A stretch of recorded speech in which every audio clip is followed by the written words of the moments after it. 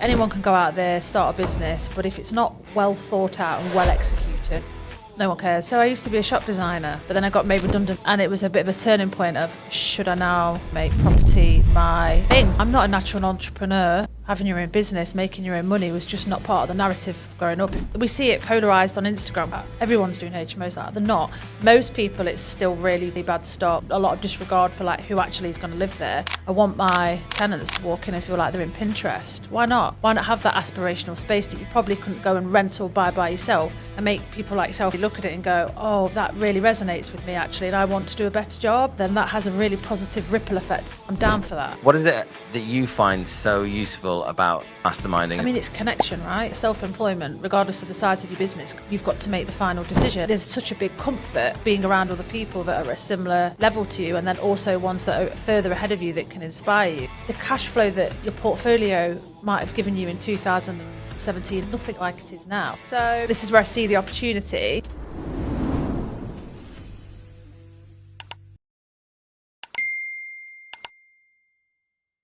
Hello everybody and welcome back to another episode of Property People. Today I'm joined by Jade McNeil from Beespace. How are you today, Jade? I'm very well, thank you, Sam.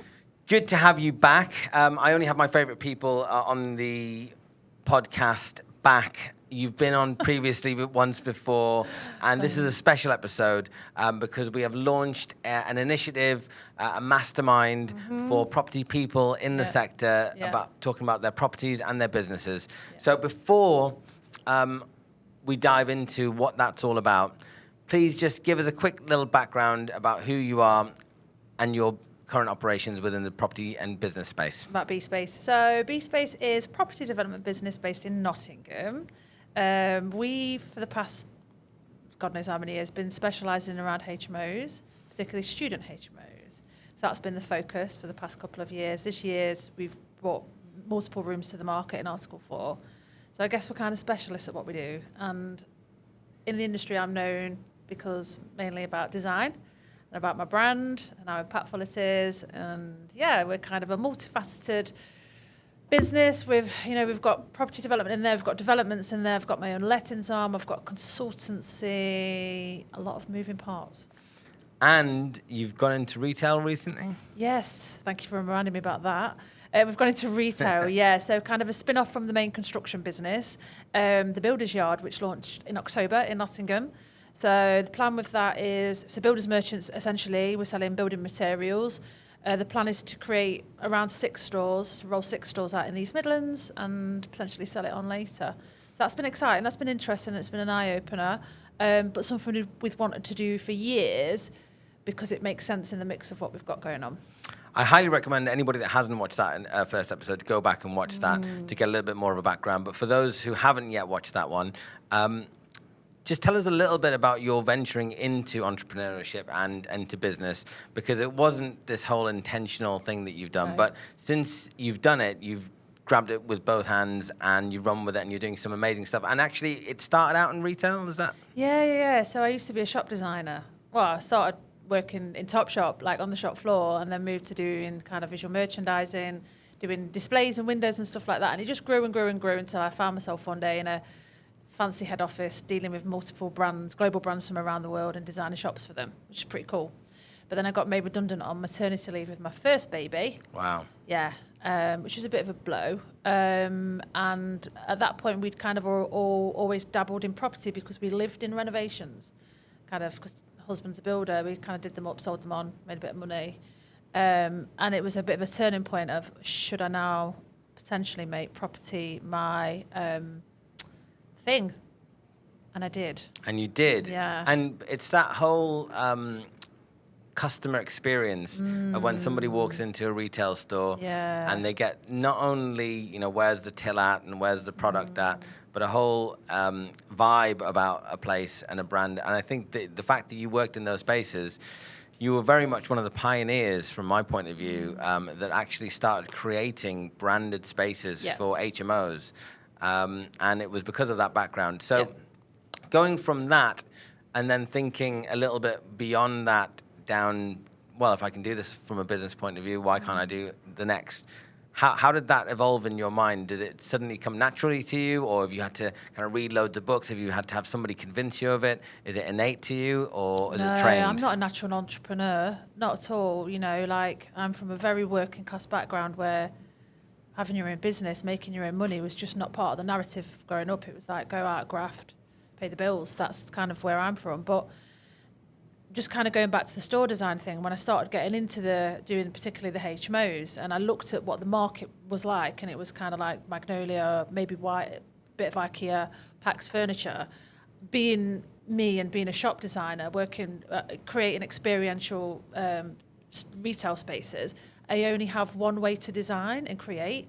So it was taking those design principles and putting them into my building. So like for me, the front of a property effectively is my shop window, right? So I want my experience to start out on the street. Then as you walk up to the property, like what you touch, what you feel, the door opens, what your eyes see, where it takes your navigation, what it's saying. That's how I just by nature to start to design my buildings. And at that point, like being on Instagram and just kind of posting that, this is like back in the day Instagram as well, so it's much more simpler platform than what it is now. That just got a huge reaction from the handful of property developers that were on Instagram.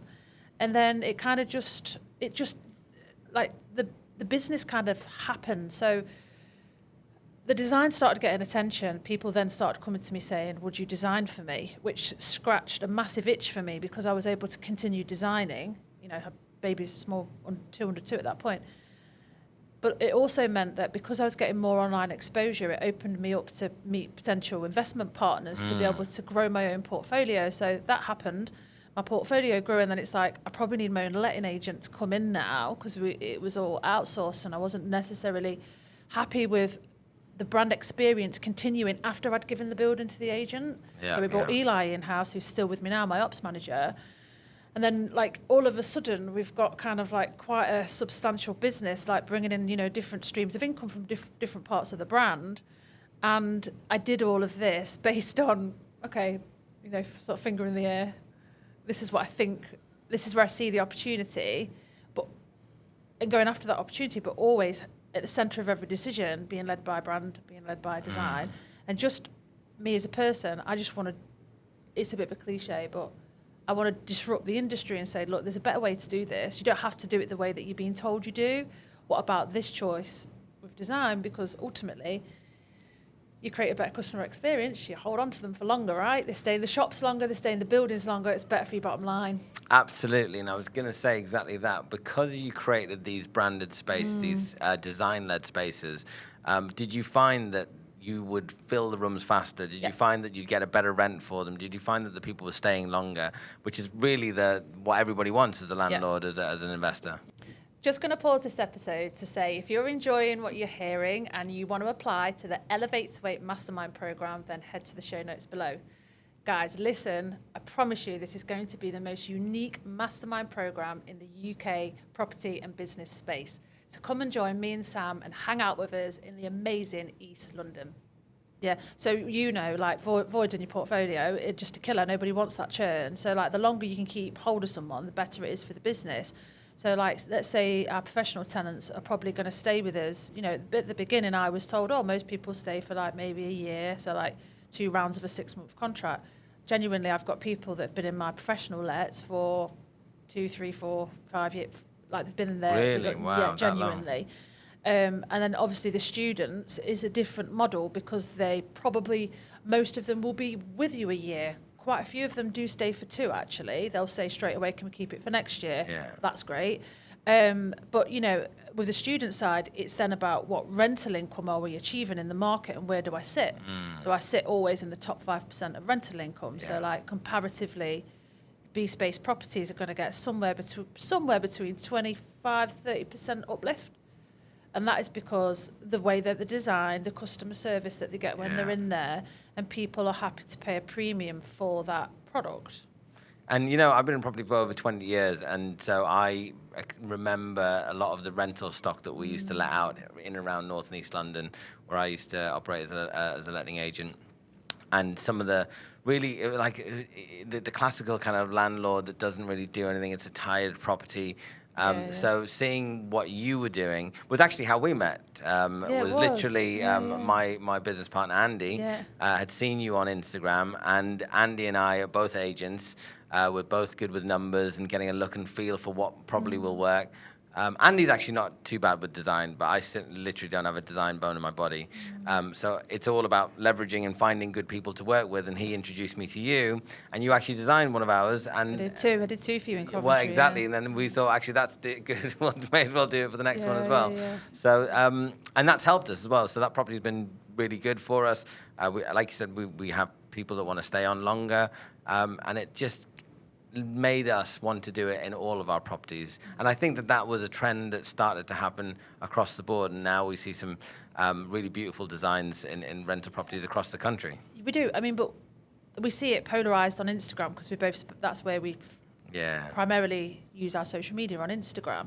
And it's like this little lens that we see it and we think, oh, the whole world is like that. Everyone's doing HMOs like that. They're not. Just the Instagram community. That's it. Most people, it's still really like dire quality, bad stock, a lot of disregard for like who actually is going to live there and how they're going to live.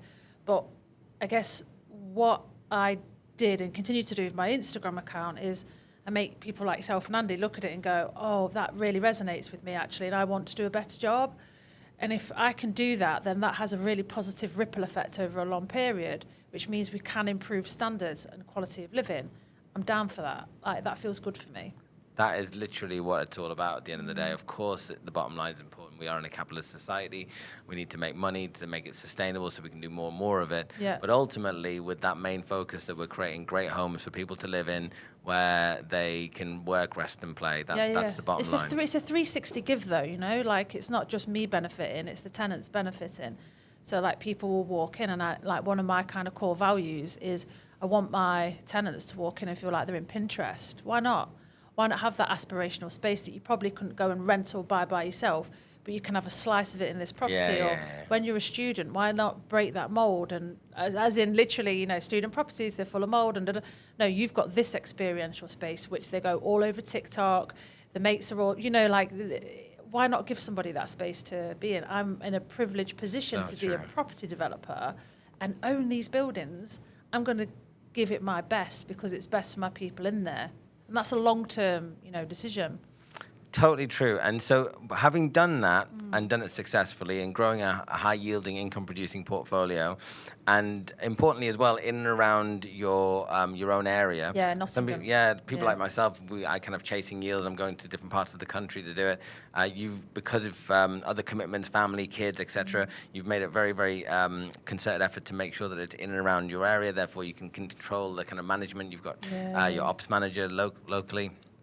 Then you've also been working with a lot. We talk about our little bubble. There's a lot of people that are doing some really great stuff in the space that we love their Instagram feeds and the kind of stuff. And you've worked with those people as well. So you've actually you branched out into another income stream. So tell us a bit about the people that you've been working with and the other people that are now doing.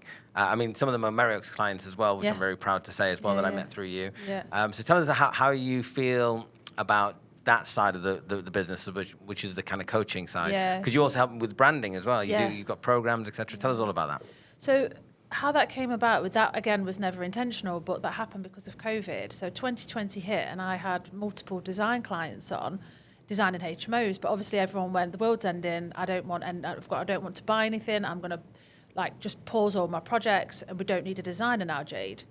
And at that point I was building my own house, so income was quite important into the household. Obviously, Tim's running the construction business, and it's COVID. I'm self-employed with 2 kids under the age of 2.5, 3, and it's COVID. 2 under 3 at that point. So it's okay, how do I take my design business and still make me money? Well, obviously, it's got to go online, so how do I do that? And I pivoted into basically one-to-one online consultancy to talk about branding and talk about design, and it was really I'll have a go at this and see if it works. And what happened is it opened the floodgates for all these property developers that wanted to come and speak to me and get my advice on floor plans and get my advice on feature walls and da-da-da-da. So I did that one-to-one for maybe a year and then thought, okay, I actually really enjoy this and this fits really beautifully in my lifestyle and how I work. And I'm still making a positive effect, but I'm doing it, I'm not having to be on cold building sites, I can do it from home. And it works around the kids because they were so small. And at that point, I had like limited nursery hours. You know, they weren't in school. So like, it's really critical on how I was using time. So from that point, I started what is known as my branding and design program, which I still run now, which is like a 4-week program where I condensed all the questions everyone was asking me, and I condensed it into a 4-week program. And then so many of the big brands online community came to me and went, I want that. Teach me how your systems and processes for brand and how to do creative direction, to brand your space, to get your digital to look the same.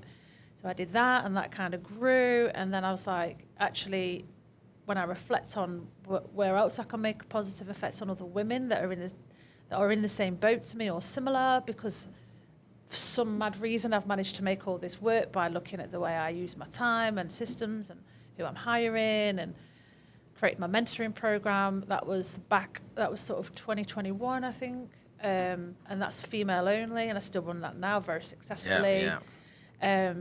And then from that point, created my mastermind program, which I ran for 3.5 years, face-to-face in Sheffield, which is more of a kind of, you know, established business owners together all around a table. Which is something I joined. Which is something you was on as well for a year, which was amazing. It was. And like all of a sudden, I've got this really kind of strong, not all of a sudden, it happened, you know, it took me 5 years to build it, but really core kind of consultancy business, let's call it that, under the umbrella, based on, you know, brand design, business, you know, building your business, your systemization, like all the stuff that I enjoy doing, really. So it's just meant I've been able to kind of work on a one-to-one and group setting and much more, you know, focusing on the things that I'm really passionate about and enjoy. And building people around you, working with people that you enjoy, and yeah, I've definitely been part of that. The mastermind in Sheffield was great, and a lot of great people we work with, and I still continue to work with today. So, which brings us to why we decided to launch Elevate to 8. Yeah. And it's a mastermind program. Tell us a little bit about how, from your point of view, how it came about, and then I can kind of share my side of the story as well. Yeah. So Elevate to 8 is obviously our mastermind program that we've just launched. Yes. Which is, you know, it's based in East London, in very cool venues in East London. It's face-to-face, and it's really about taking those business owners that are already there and really supporting them by giving them, you know, the right tools, the right knowledge, the right industry experts, and really supporting them to believe that they can grow their business up and beyond that 8-figure category. Absolutely. And a real core focus for us on the Elevate to 8 is looking at multiple streams of income. Which, how do I feel about that? Like, phrase, multiple streams of income. I think it's been overused a lot in our industry, and it can be a bit bleh. But the reality of it is, that is what you and I have both done. And we really realised that jointly at the start of this year, where we were discussing, oh, what's working for you? What's not working? How are you feeling about this? And we were actually in the same boat. And it's like, what's working is having, you know, different things going on across the board. And it makes a lot of sense long-term, business, property development. And actually, what we can facilitate jointly in London is to encourage members to build a similar, you know, setup of a mix of property development and business. Yeah, 100%. And, you know, there's a lot of people that have been talking, I think, over the last, I don't know, however many years, about multiple streams of property income. Yes. So you can be a sourcer, and then you can be a this, and you can be a that, and be developing, you can do HMOs, you can do development, commercial, all that sort of stuff. I think that there's actually another way of looking at it, and I think it's a little bit better and a lot more sustainable. And it's simply, you've got a property investment portfolio, which is hopefully high-yielding, income-producing, long-term. You might even have some flips in there, depending on which area you're operating in, but that's the property income that you've got coming in. And hopefully that's long-term, a nice long horizon, generational wealth, assets that you can pass down, hopefully relatively low effort involved, hopefully some low risk as well. But you've also got an income-producing business as well, a transactional business. And having the balance of the two, I thought was really, really important to me. Once I'd built the property portfolio, I thought, this is great. I need something else to keep me busy. I can continue growing the portfolio, but in the current environment that we're in, with all the landlord bashing that I've been talking about over the last like 9-10 years, it just seems a little bit more challenging. And given the fact that I've already done it, now it's time for the income producing business. So if I had the income producing business, however, I'd probably start with the property portfolio because I want that as well as generational wealth long term. And whilst and this is another reason why I have come to this conclusion myself. Back in 2008, when we had the global economic credit crunch crisis, economic crisis, I realized that to be able to create income in a recession was the reason why the wealthy, really make big strides in those periods. It's easy to make money when everything's booming. It's how can you make money in a recession?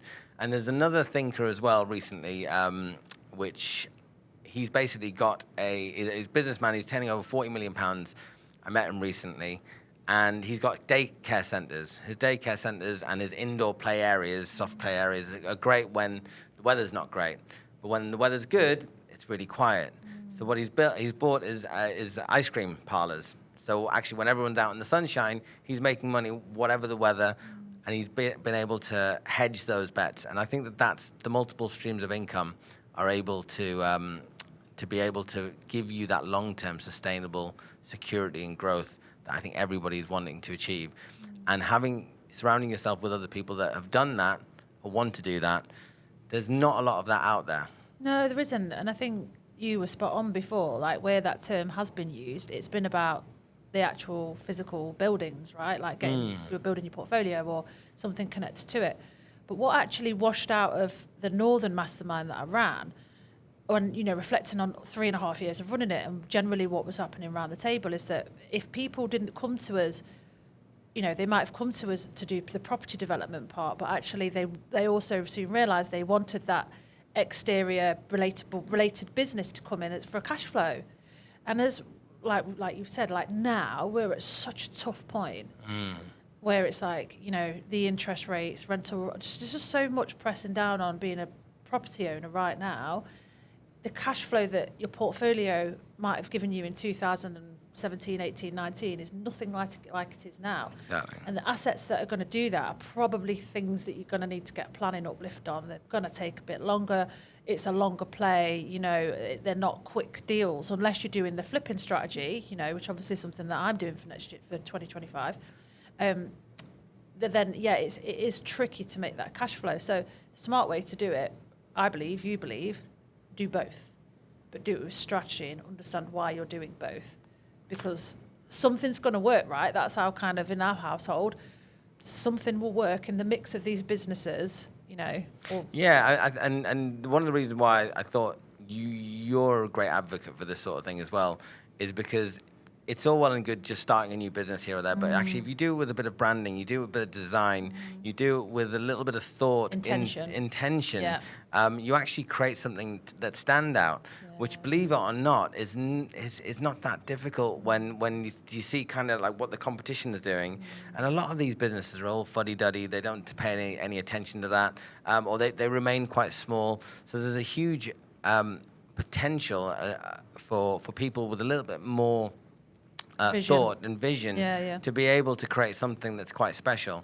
And so in terms of the different types of businesses, if somebody was doing multiples, I talked about indoor play centers and ice cream parlors. It doesn't necessarily need to be that, even though there's a real estate element to the indoor play center. For example, what I've done is I've got the high yielding income producing portfolio, and that's spread across London, the West Midlands, Kent, and the Northeast. But I've also got a finance brokerage, and the property finance brokerage, it kind of works with the property stuff. It kind of goes well.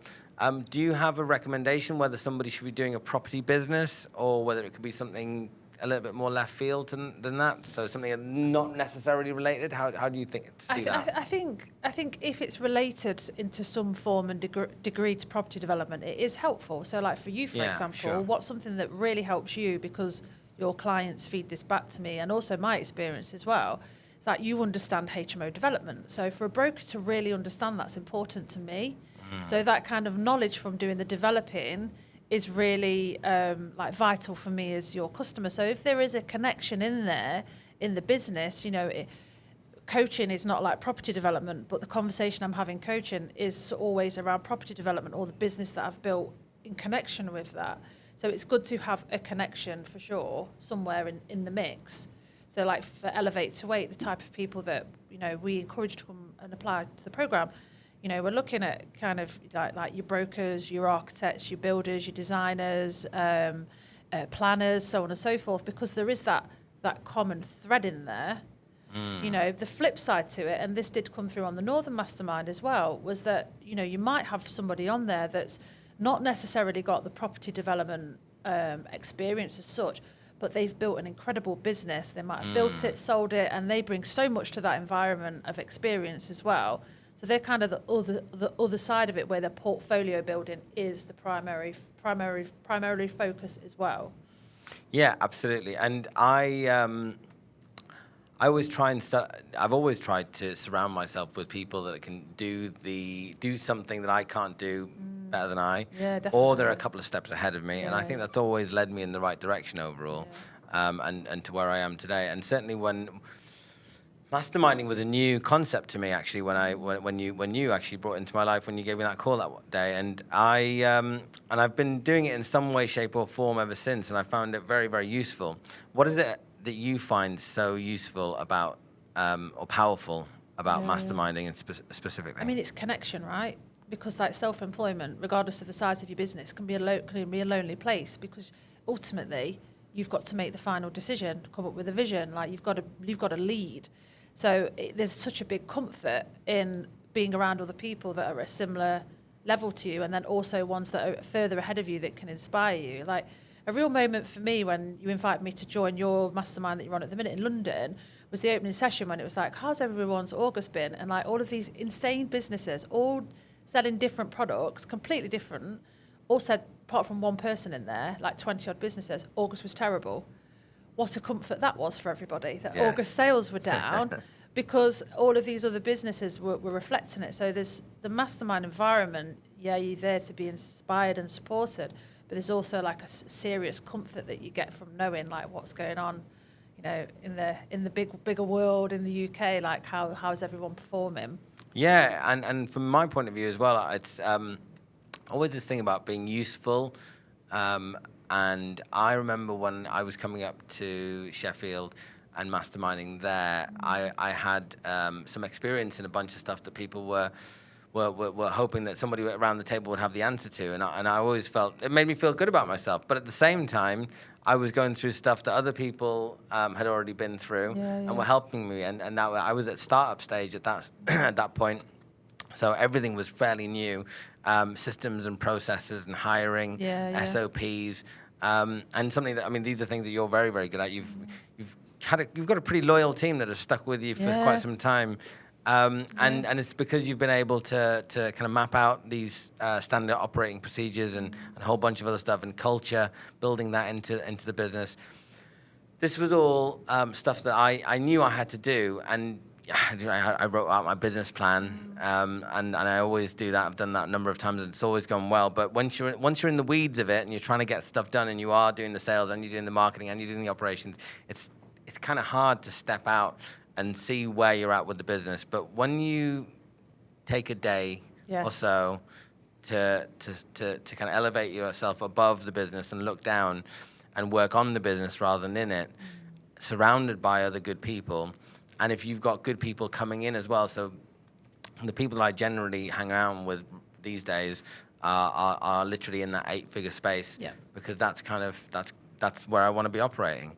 I just found it completely changed a whole bunch of stuff, the way I thought about everything in life, and it's elevated me to a whole different level. Yeah, no, it's been amazing, and that's the reason why we're talking about doing Elevate to 8. Elevate to 8. So, in terms of what is the uniqueness of Elevate to 8?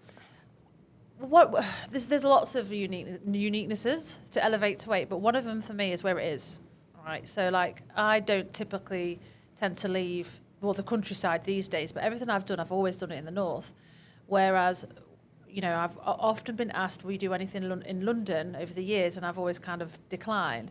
But for me, I feel like now is the time to come down to London, particularly East London, for a reason, and do our mastermind there, because I think that, connecting to what you kind of just touched on there, one of the best things about a mastermind is that you do have to go and take 24 hours out, 12 hours out, whatever, for your business to really think about it and not be in it. So for me, where that happens is so important. What that environment that we can facilitate, those experiences, come with us to Shoreditch for this experience and talk about your business, your property development, is going to be really powerful for the members. And there's nothing like it that exists in the property industry at all at the moment. In terms of the outcome, so if somebody's to join Elevate to 8, what is the outcome that they can expect to achieve? I really, you and I really want to be able to have people, give them the right tools and knowledge and support and empowerment to build confidence, to actually really grow and scale their businesses up and beyond to that 8-figure through multiple streams of income, and having the confidence to execute that, to actually do it and understand why, and having that strategy, having that marketing plan, building that team, like all of those things, that's what I want to be able to facilitate for members. Yeah. In 2008, I keep going back to that point because I remember being hit quite hard with the income that I had, which was mainly from the estate agency. All the property stuff that I was doing, we never kind of touched that. And so I didn't see it as multiple streams of income. But however, come 2015, those properties have gone up in value, all paid off, income producing. And I never thought of it that way. But I just saw my income as an employee, which was good at the time, drop to near zero. Yeah. And I literally just thought, this why should this happen to me? How come it doesn't happen to other people? It took me quite a few years to go and study that stuff and realize that if you can create multiple streams of income, that you can make sure that you thrive through any economic environment. Definitely. And right now, with all the turbulence in the economy, we've just had a change of government, high tax environment, high interest rates,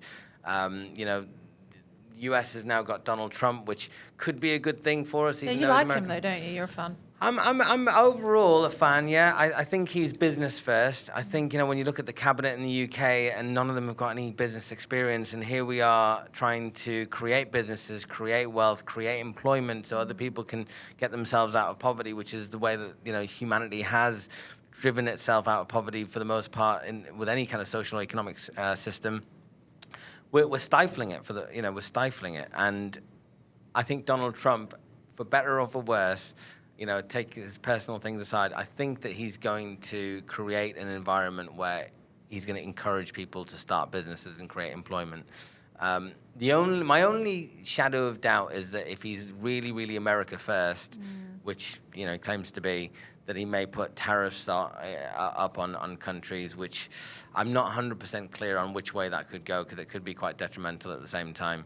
But I think it's a negotiating tool. I think he's smarter than he looks, anyway, put it that way. Well, again, we'll agree to disagree on that one. But that's the great thing about me and you, is it is a bit of a yin and yang kind of approach in terms of what we're going to bring to the table of experience and opinion, I guess, which is a good thing to have that exposure, because what you're saying is not wrong.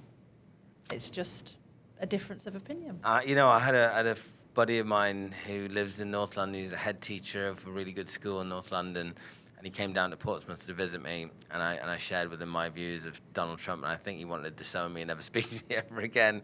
But this is the reality of life, that we have two opposing thoughts and beliefs can be correct at the same time.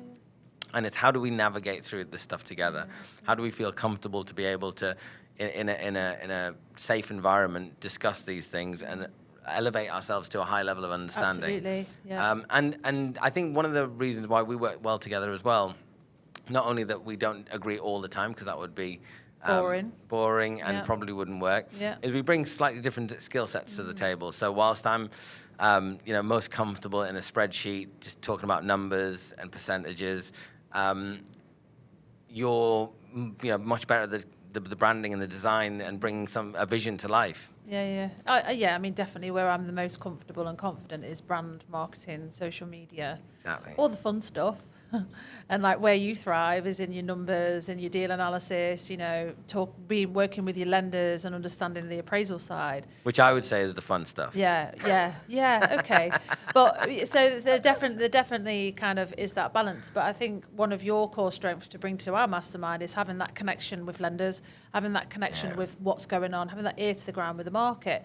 So I always remember when you were part of my Northern Mastermind, you would always have a different approach to everybody else in the room when it came to like, oh, the world is ending. Like, what are we all going to do now? And you'd be like, yeah, I hear that, but the history has told us this and the economics look like this. And actually that puts a different spin on it, which is kind of, I don't want to use the word elevated, but more of an elevated spin on kind of the realities, the realities of what can go on in the big, bad, wide world and how it does affect us as property developers, business owners, income and so on. So you've always had that insight. Absolutely. And 2008 is that's why I mentioned it a few times, is partly the reason why I have that.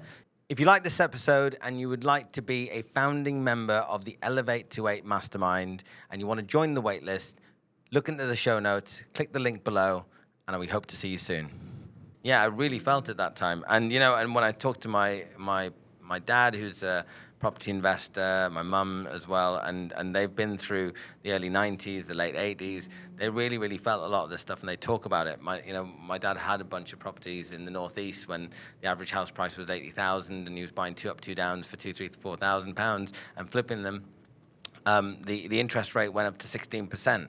And he freaked out about that. And he went into multiple streams of income. So he went into kind of fast food takeaways, and then he went up the kind of into different verticals for wholesaling and manufacturing it within that line, whilst also having the properties as a multiple stream of income for generational wealth. That I think has had a huge influence on me. So I piece all that together, and I can see that there's actually this cycle of boom and bust. It just gives me the confidence that wherever we are in the cycle, there is opportunity. Especially if we live in the Western world. Like, we look around the world and there's war and there's famine and there's all these other crazy disease and all these things that happen. But where we are based here, in the Western democracies, there is opportunity, and it's down to the individual to be able to find those, group together, and pull themselves out. And that's what I've done for my career. And it's worked really well, and you can have a lot of fun doing it, and all of the things that you're not so good at. So, for example, the branding and design, you find good people to work with, and you leverage. You have to get that time leverage and that skill set leverage. And I think it's a meeting of the minds that we put this together, because I have a huge respect for what you've been able to build, and certainly that comes from a level of expertise that I don't necessarily have myself internally. And I do think, to your point there about like there is opportunities available. There is, if it's quality. That's the difference, right? So like anyone can go out there, start a business, but if it's not well thought out and well executed, and even more now than what it was back in the day, your marketing, your content, your strategy, your messaging, your visibility, doesn't matter if you're selling, builders tools, or you're selling pizzas or houses, whatever your product is, if you've not got all of that nailed, brand, visibility, marketing, social media, voice, no one cares, because it's so competitive now in the online space. And like whatever business you're in, you've got to have it spot on your phone, because that's the way the world works now. And that is where, I really want to bring that to the members of the Elevate to 8 Mastermind, because it's so important. We don't want to execute mediocre, because anyone can do that. Let's do high quality and excellence, because it just has better long-term results. Completely agree. It was this summer I was in France, and my buddy Gimme was saying about, people that start these businesses, even if you're starting a kind of a burger van, why would you just buy something that's really dull and boring? You need experiential, right? You sell out of burgers instantly. Get on your Instagram, get on your messaging. It's not that hard. Look at the way you say things, use the emojis and everything. You've got to be conscious of all that. But the thing is business owners, that's how I am wired up and programmed. But like, for example, you're not. So you need the support to be able to go and like execute that. So you build a team around you. And even though I am passionate about branding, about marketing, and I know how to make something visual and look good and direct it, I don't create it. I don't create content. You know, Hannah, who's worked for me for many years, she nails that. You know, let Hannah be amazing at what she does, and my other people in my team, let them do their jobs, and then we get that result. But I've got to direct that ship.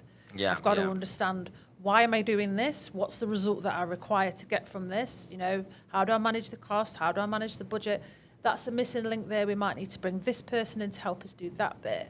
That's my job in the mix of it. But always understanding, I want to execute quality because I've got to be a market leader to stand out. Indeed, indeed. And one of the words we were talking about, or one of the things we were talking about before we started, was collaboration. And whether it be with Hannah to do this, or whether it be Eli to do that, or whether it be, you know, you just can't do something and execute it with quality if you're doing it all on your own.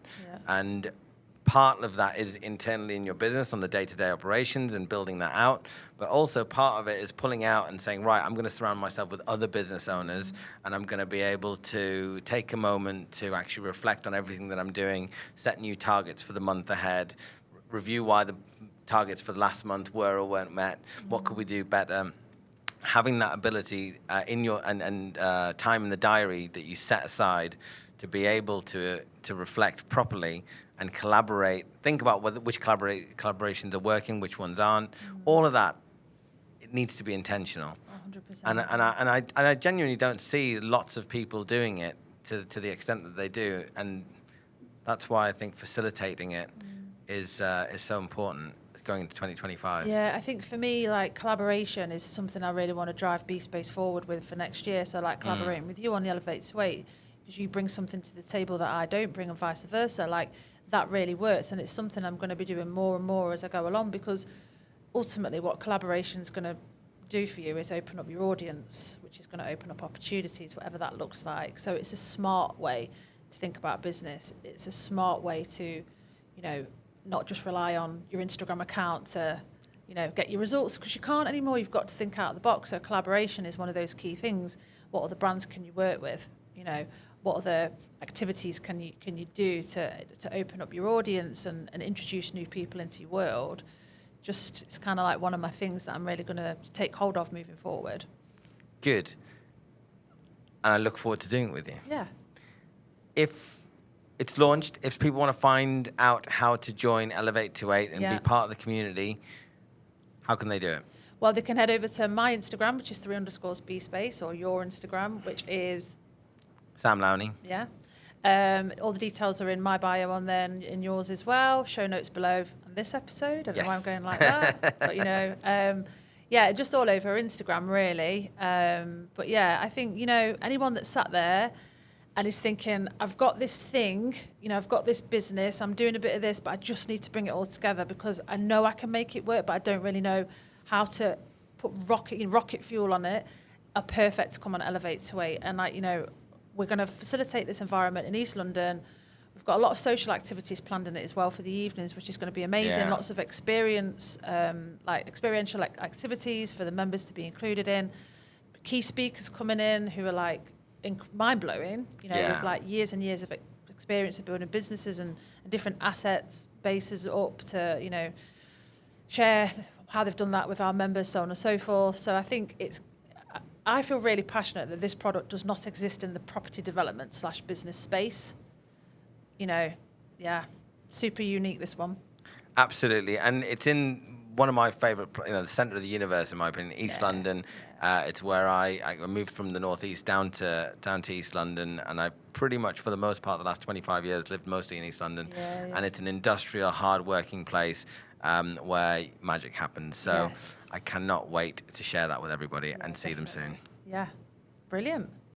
Hey, property people. As you may know, I have set up a mastermind for property investors, developers, and business owners to scale their business. It's called Elevate to 8, where ambition meets action. We offer full-day sessions in East London, online accountability calls, one-to-one strategy sessions, access to a vibrant community of like-minded entrepreneurs, and much more. It's time to build sustainable wealth through diverse income streams. Don't let uncertainty hold you back. Elevate your business and property portfolio with us. And for more details, click in the show notes or in the bio, and I hope to see you soon.